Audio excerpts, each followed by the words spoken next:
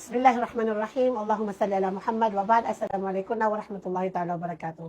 Sabi ko nga, lahat ay excited sa paparating na Ramadan kasi almost all of us, we really want to change, di ba? At gusto natin maging napakalaking bahagi ng Ramadan sa pagbabago ng ating mga buhay. Pero, alam mo ba kung ano ang isa sa pinakamalaking dahilan kung bakit hindi mo na-attain yung goal mo na maging better version of your own self after Ramadan? Isa dito, anak, na kailangan mo talagang alisin at umpisahan ngayon is yung mga oras na mga bakante mo, saan mo palagi inilalaan, di ba? Yung mga pastime natin, ikaw ba ay kasama dito sa mga young ones na mahilig magbasa ng libro sa Wattpad?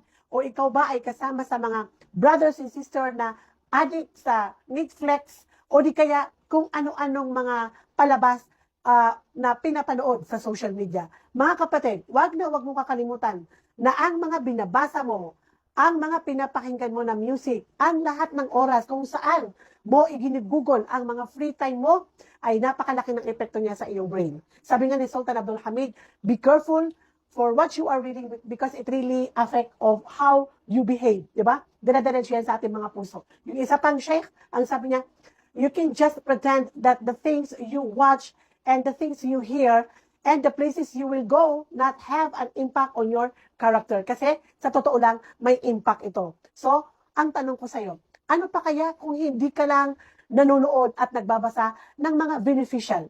Ano kaya kung ang pinapanood mo ng mga palabas, which is 100% na mga movies na pinapanood ng mga tao ngayon, ay laging may bad scene? At isipin mo kung anong epekto nito sa brain mo at sa puso mo.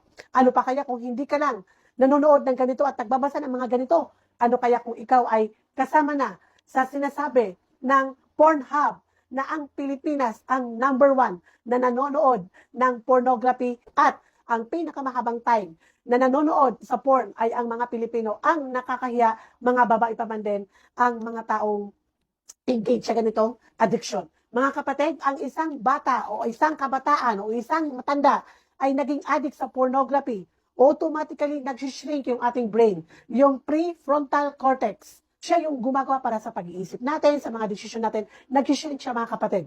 Kaya ang karamihan sa mga addict sa pornography at kahit anong palabas na may bed scene, ay hindi na sila nakakapag-isip ng tama, mayroon silang mga poor in decision, lack of motivation, mayroon silang mental sickness. So mga kapatid, ang Ramadan, sabi ko nga sa last na episode natin, pinaghahandaan natin at naglilinis tayo ng bahay.